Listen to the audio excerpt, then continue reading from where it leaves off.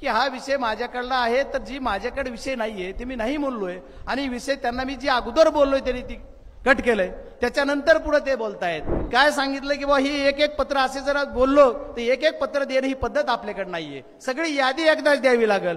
आणि 5 कोटी एका कामाला लागतात, तर 5 कोटी खासदाराला फंड आहे, तो 5 कोटी फंड त्या कामाला देऊ. मग जिल्ह्यात काय करणार? माझ्यावर किती कॅमेरे ठेवलेत. आता सुद्धा मी स्टेजवर काही बोललो की त्याच्यावर आहेच. म्हणजे मी काय वागू, कसा वागू मलाच कळा नाही, आणि मला ती खासदार झाल्याचं आणखी कळाच नाही मी खासदार झालोय म्हणून. खऱ्या अर्थानं आज आता माझ्या प्रत्येक शब्दाचा अर्थ काय काय लावताल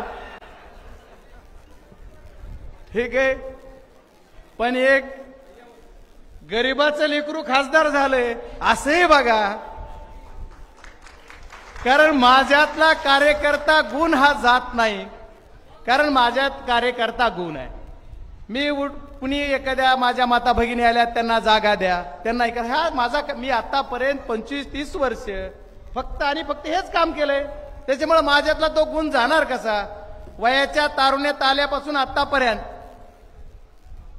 हेच केलंय, त्याच्यामुळे हे गुण माझ्यात आहे. त्याच्यामुळे सर्वांनी समजून घ्यावा आणि सर्वांनी जरा एखाद्या वेळेस काळजी घ्यावी, माझी जास्त काळजी घेऊ नये. आणि सर्व या केज विधानसभा मतदारसंघामध्ये साहेब अशी परिस्थिती होती, आम्हाला मागच्या लोकसभेच्या निवडणुकीत मी लोकसभेचा उमेदवार होतो. लोकसभेच्या उमेदवार असताना त्या काळामध्ये तुम्ही आदेश दिले आम्हाला की तुम्ही जा आणि शब्द देऊन या की तुम्ही विधानसभेला यांना उमेदवार करणार. साहेब आम्ही तसंच केलं, डायरेक्ट घरी गेलो आणि शब्द देऊन आलो की राष्ट्रवादी काँग्रेस पक्षाची उमेदवारी तुम्हाला द्यायला आम्ही तुमच्या बरोबर बांधील आहोत.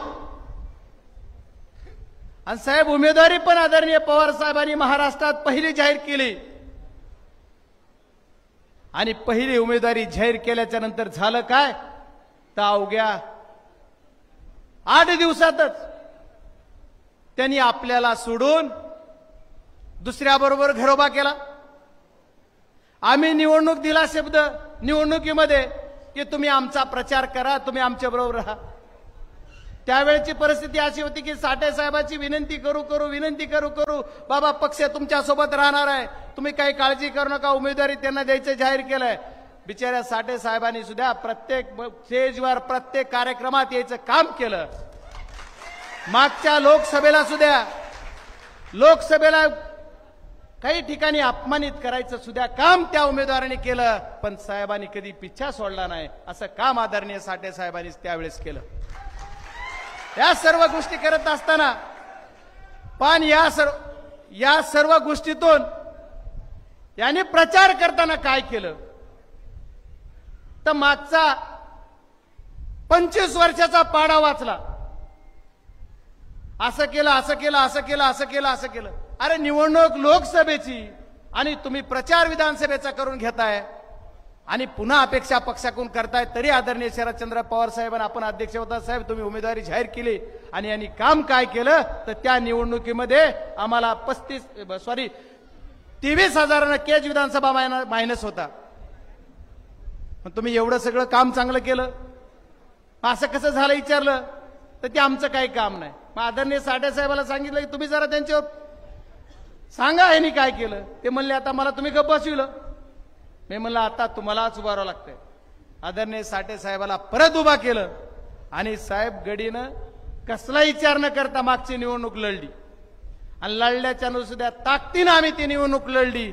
आणि ताकदीनं निवडणूक लढल्याच्या नंतर जर विषय असा झाला असता कुठं 19-20 तर या मतदारसंघामध्ये मागच्या निवडणुकीमध्ये 30,000च्या लीडनं फक्त आमचा उमेदवार पराजित झालाय. जर सगळ्यांनी ताकदीनं काम केलं नसतं, असं झालं नसतं. सर्व मतदारसंघातल्या तमाम माझ्या सर्व कार्यकर्त्यांनी काम केलं आणि एवढी मोठी मार्जिन कमी केलं. कारण या मतदारसंघामध्ये परिस्थिती वेगळी आहे. हा मतदारसंघ तसा मतदार तिथला जर विचार केला तर थोडा भारतीय जनता पार्टीला मानणारा मतदार या मतदारसंघात आहे. विधानसभेमध्ये या विधानसभेची परिस्थिती अशी असताना सुद्धा मागच्या वेळेस लोकांनी आपल्याला चांगले मतं दिले. लोकसभेला मागच्या वेळेस 23,000 मायनस असताना यावेळेस लोकसभेला 14,000ची लीड या विधानसभा मतदारसंघानं दिली आणि या विधानसभा मतदारसंघानं 14,000ची लीड दिली. म्हणून बीड जिल्ह्याच्या निकाल बदलण्याची ताकद या मतदारसंघाने बीड विधानसभा मतदारसंघ किंवा सर्व जिल्ह्याच्या माध्यमातून घडली. त्याच्यामुळे त्याच्यात सुद्धा यांचा खरीचा वाटा आहे या सर्व माझ्या 72 कार्यकर्त्यांचा. साहेब, परिस्थिती अशी होती की यावेळेसची परिस्थिती वेगळी, मागच्या वेळेची परिस्थिती वेगळी. मागच्या वेळेस नेते सगळे होते, यावेळेस कार्यकर्ते होते. नेता कुणीच नव्हता, सगळे कार्यकर्ते होते. आणि एक स्वतः कार्यकर्त्यांना असा जोश आहे. साहेब, तुम्ही बीड जिल्ह्यात आज पहिला हे कार्यक्रम आहे दादा. या कार्यक्रमामध्ये तुम्हाला बीड जिल्ह्यात हीच परिस्थिती दिसेल ज्या ज्या विधानसभा मतदारसंघात आपण जाणार आहोत तिथं. कारण बीड जिल्ह्याला परिवर्तनाची गरज आहे. बीड जिल्हा बघतोय की आम्हाला एकदा परिवर्तन घडवायचंय. त्याचं कारण असं आहे की साहेब, इथं एवढी वाईट परिस्थिती आहे की आमच्या विधानसभा मतदारसंघावर साडेसाहेबाला मी म्हणतोय विधानसभेवर बोला, लढायची विधानसभेची निवडणूक, बोलतच नाही माणूस आमचा विधानसभेवर. अरे हे काय काय करतात. दवाखाने सुविधा द्या म्हणणं करणं काम आहे आपलं, देऊ, पण दवाखान्यामध्ये काय पाप केलं जातं याच्यावर बोललं पाहिजे. आज माझ्या या बीड जिल्ह्यातल्या जनतेला केज विधानसभा मतदारसंघामध्ये दवाखान्यात जर एखादा पेशंट गेला तर त्याला सुद्धा ऍडमिट करून घ्यायचं का नाही ती पुढारीने सांगायचं. हा, मी खासदार झाल्याच्या नंतर ही बदलायचा प्रयत्न केला. पहिला दवाखान्याला भेट दिली. एमएससीबीचा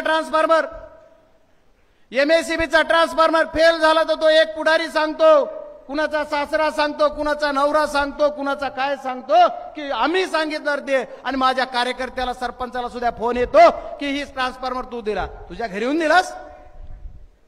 मी एका काळामध्ये ट्रान्सफॉर्मर फेल व्हायचं इथं केज तालुक्यात जास्त प्रमाण होतं आणि पाऊस होता, पाऊस असल्यामुळे पाणी होतं आणि ट्रान्सफॉर्मर फेल होत होते. एका काळामध्ये 6 महिने ट्रान्सफॉर्मर आम्ही आमच्या एडेश्वरी फाउंडेशनच्या माध्यमातून उस्मानाबादला नेऊन भरून आणून लोकांना दिले. त्यावेळेस सांगा मी दिलं म्हणून. तुम्ही शासनाची योजना राबवताय आणि विरोधी गावामध्ये ट्रान्सफॉर्मर फेल होणारा जातोय, त्या कॉन्ट्रॅक्टरचं बिल काढलं जात आहे. साहेब, याच्यावर सुद्धा आपल्याला कुठेतरी एक ठोस निर्णय घेतला पाहिजे. आज वेगळ्या वेगळ्या पद्धतीमध्ये यांच्या घरचं काम जर केलं, आता बऱ्याच जणांना वाटतंय की बाप्पा असं करतोय, बजरंग सोनवणे हे सांगतोय. मी जी खरंय ते सांगणार आहे. पत्रकार मित्र सुद्धा माझे, तुमच्या सुद्धा मनात एखाद्याला वाटत असेल बाप्पा असं का बोलताय, पण सगळ्यांना दिसतंय काय चाललंय आणि काय होतंय. माझं स्वतःच कुणीतरी प्रेमाचं आहे म्हणून बाजू कुणी घेतली नाही पाहिजे. माझ्या जिल्ह्यात काय होतंय, माझ्या तालुक्यात काय होतंय, माझ्या लोकांचं काय होतंय याची सर्वांनी बाजू आपल्या सर्व कार्यकर्त्यांनी सुद्धा ठामपणे मांडून आपण हे केलं पाहिजे. पश्चिम महाराष्ट्रामध्ये एखादा ट्रान्सफॉर्मर जळला तर तिथं जर एखाद्या ट्रान्सफॉर्मरवर असा विषय होतो का की ट्रान्सफॉर्मर फेल झालाय आणि त्याच्यावर फक्त आणि फक्त राष्ट्रवादी काँग्रेस शरदचंद्र पवार साहेबांचेच लोक भिजवतात किंवा त्याच्यावर त्याचं भिज नाही, पण वेटेज धरलं जात आहे आणि त्यांना 15-15 दिवस ट्रान्सफॉर्मर मिळत नाही, दवाखान्यात एंट्री मिळत नाही. एवढंच नाही तर तहसील मध्ये गेल्याच्या नंतर सुद्धा राशनवर सुद्धा लक्ष, कशावर लक्ष देणार.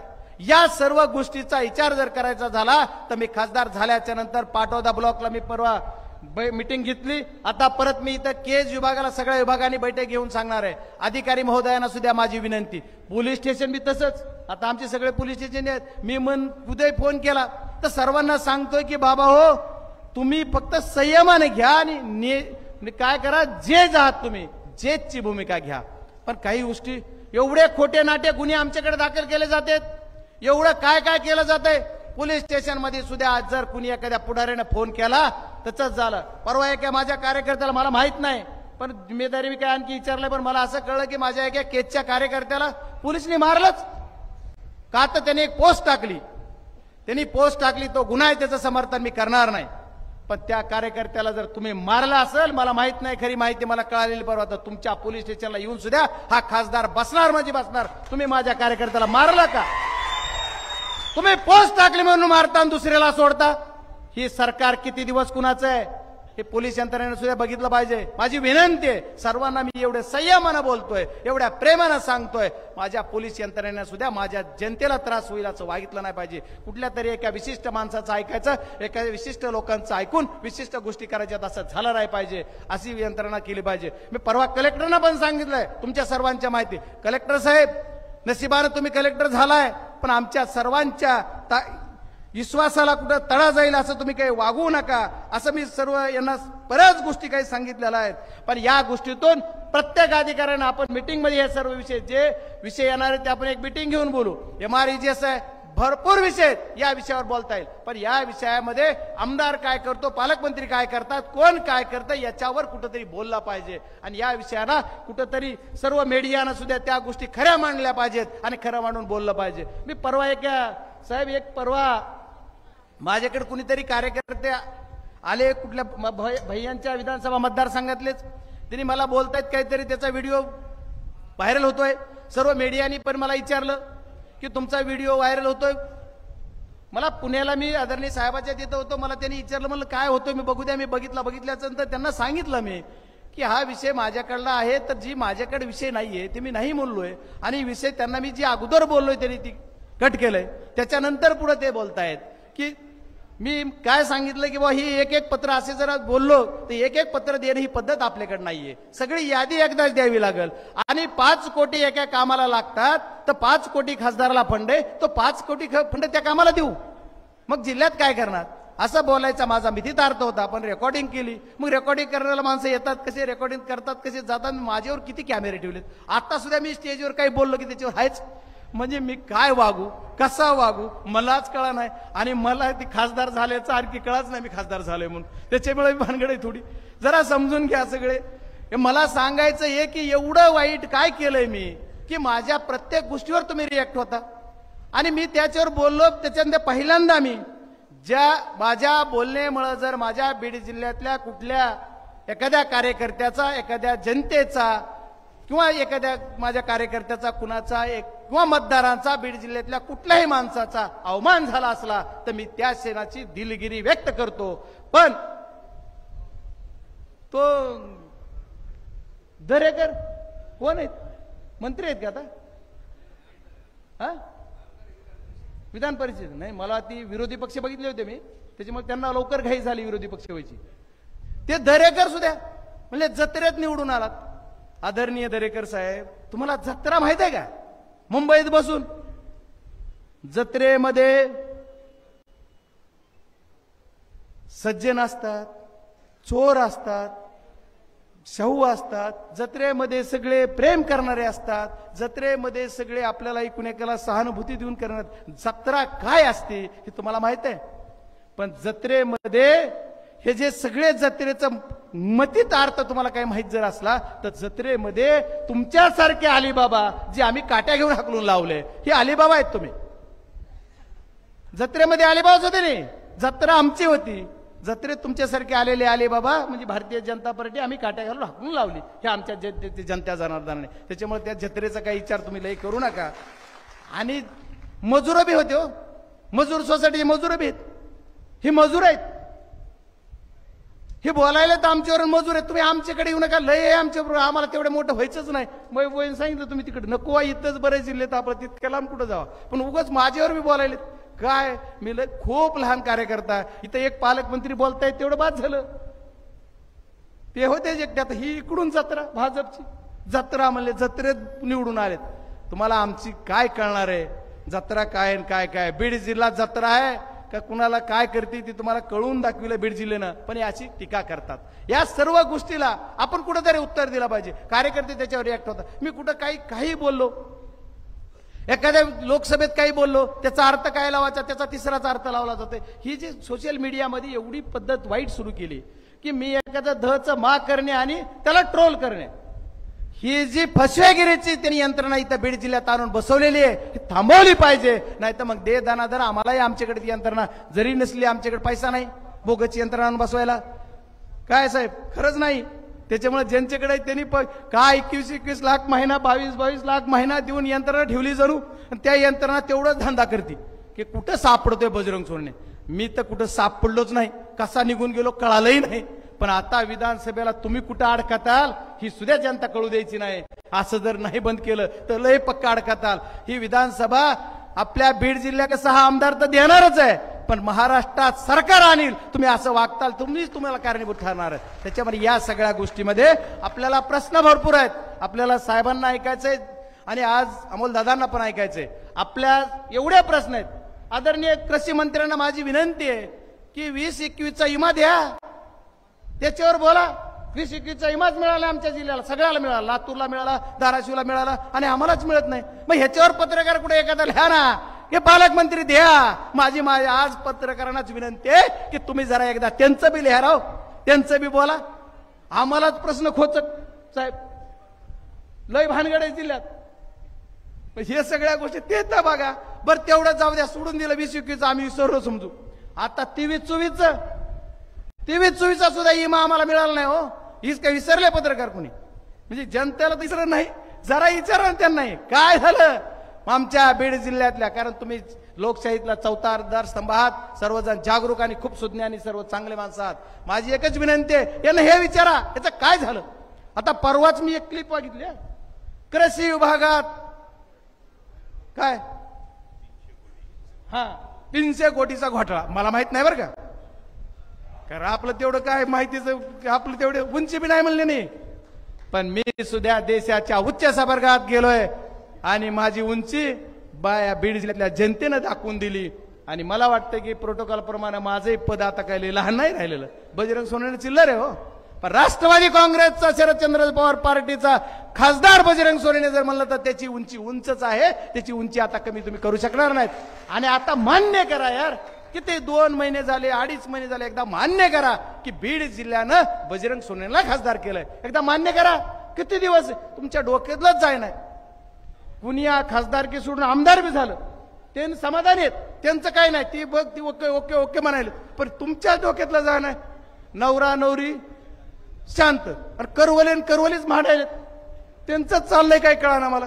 कवर मूळ वराडी जर असली तर ठीक आहे, मूळ वराडी बी नाहीत तुम्ही. चला आता सगळं चालू द्यायच्यावर जी आपण पुन्हा आणखी वेळ आले बरंच काय बोलू. पण मला म्हणायचंय इथल्या आमदार आपल्याला करायचा. चल साहेब, सांगता सांगता दुसरीकडे गेलो. मागच्या वेळेची परिस्थिती होती की आम्हाला उमेदवार नव्हता. या वेळेची परिस्थिती अशी आहे की 6 उमेदवार तुम्हाला भेटून येऊन आज आमच्या स्टेजवर आहेत. आणि कुणाला उमेदवारी द्यायची ही तुमचा अधिकार आहे. कृपा करून त्याच्यात मी नाहीये. पार्टी तुम्ही सर्वांनी जे लेखाजोखा केलाय त्याच्याप्रमाणे तुमचं काम आहे. पण जी उमेदवार द्याल ते कुणी उमेदवार द्या, त्याला आम्ही निवडून आणणार आणि आमदार करणारच. आमदार आमचा होणार म्हणजे होणार. त्याच्यात केज विधानसभा मतदारसंघात इतिहास घडून आमदार होणारच, ही तुम्हाला शब्द देतो. आणि बीड विधानसभेचे आमचे अध्यक्ष म्हणले आता 6चे 6 आमदार आम्ही करणार. सर्व अध्यक्षच्या मनाला माझा पाठिंबा आहे आणि आमचे आमदार होतील. आता जास्त काही न बोलता बराच काही वेळ घेतला. बरंच दादा सांगतील आणखी रेल्वेच्या विषयी, ती एक जरा सांगतो. त्याच्यावर बी पहिली बैठक घेतली साहेब मी शपथ घ्यायच्या अगोदर. महाराष्ट्रात नाही देशात पहिला खासदार शपथ घ्यायच्या अगोदर बैठकच घेतली. आणि बैठक घेतल्याच्या नंतर बैठकीत सांगितलं मला शेड्यूल दे. मग त्या रेल्वेचं शेड्यूल त्यांनी दिलं की विगणवाडीपर्यंत आम्ही 31 मध्ये 31 जुलैपर्यंत आम्ही रेल्वे आणू. 31 जुलै नाही पण क्रांती दिनानिमित्त 9 ऑगस्टला रेल्वेची ट्रायल तिथपर्यंत झाली. आणि मी त्याच्या पुढचं पण शेड्यूल घेतलंय की मी ही साहेब परत एकदा सांगतो तुम्हाला की परत मी तुम्हाला 26 जानेवारी, आज 15 ऑगस्ट आहे, 26 जानेवारी देतो. लई तेवढी गरज नाही. 31 डिसेंबरच्या 24 मध्येच आणणार. पण 26 जानेवारीला रेल्वेतच बीडला येणार मी. उगा खोटं नाही सांग. त्याच्यामुळे हा विषयच नाही. मी येणारच रेल्वेत बीडला, नाही तर खासदार राहून फायदा काय. मग ह्याच्यावर कुणी बोला. आता त्याच्यावर एक ट्विट केलं कुणीतरी. साहेब सगळं बोललं पाहिजे. पहिली सभा इथं थोडा वेळ चाललाय. त्याच्यावर ट्विट केलं रेल्वेला एवढं बजेट आलं. अरे महाराष्ट्राला दिलं काय? आउन गोईंग प्रोजेक्ट आहे त्याच्यासाठी बजेट आलं. ती काय बंद करणार आहे का? तुम्हाला दररोजचं खायचं बंद करायचं का? जे आउन गोईंग प्रोजेक्ट आहे त्याला तिची बजेट येईल ती येईल. तुम्ही या वर्षी नवीन 1 रुपया महाराष्ट्राला दिला नाही, ह्याच्यावर बोला. आणि त्याच्यावर आमच्या बीड जिल्ह्याच्या एका माजी खासदारांनी रेल्वेला एवढं बजेट आलं. पालकमंत्र्यांनी बैठक घेऊन सांगितलं की आम्ही रेल्वे आणणार. अरे आहे ना पट्ट्या, आता कशाला तुम्ही आणायचे होते? 15 वर्ष काय झालं? आता मी आणणार रेल्वेचं काय? आता रेल्वे कुणी म्हणायचं नाही, मीच आणणार. परळीला बी नेणार. एवढंच नाही, इथं बीडला थांबणार नाही, परळीला बी नेणार. आणि ही रेल्वे एकदा अहो साहेब, बीड जिल्हा ऊसतोड मजुरांचा जिल्हा म्हणून ओळख म्हणून आम्ही भाषणात प्रत्येक वेळेस सांगतो. लाज वाटली पाहिजे पुढारी म्हणून, नेता म्हणून. ऊसतोड मजुरांचा जिल्हा सांगताय. ऊसतोड का ऊसतोड मजुराच्या ह्याच्यावर तुम्ही आवाज उठविला नाही? 15 वर्षात कधी कुणी कोणचा एखादा खासदार बोलला संसदेत ऊसतोड मजुरावर? एक बी खासदार बोलला असला तर मला सांगा, कुणी बोलला नाही. मग तो प्रश्न मी मांडला. मी म्हणलं माझा ऊसतोड मजुरांचा जिल्हा तर त्याला विशेष पॅकेज द्या, त्याला विशेष सवलत द्या आणि विशेष बाब म्हणून यांना तुम्ही सवलत द्या. यांना ऊसतोड मजुरावर फक्त राजकारण मला कळतच नाही. ऊसतोड मजुराचे नेते बघा, आपण लहानपणापासून बघतो. मी शाळेत मॉनिटर म्हणायचे, आमच्या ग्रामीण भागात, शहरात आल्यावर CR म्हणायचे. हे मॉनिटर सुद्धा त्या विद्यार्थ्यातला होतो. ग्रामपंचायतचा सदस्य सुद्धा ग्रामपंचायत सदस्यामधून सरपंच होतो. जिल्हा परिषदला मी दर 2-4 वेळेस आलो, तिथलं जास्त माहिती आहे. सदस्यातूनच अध्यक्ष, उपाध्यक्ष, सभापती झाले. पण ही नवीनच नियम आहे बीड जिल्ह्याला, ऊसतोड मजूर नसणार ऊसतोड मजुरांचा जिल्हा. अर्घ्यानं कोयता एकदा ऊसतोड मजूर व्हा, म्हणजे बघू आपण ऊसतोड मजूरचा नेता होतोय का.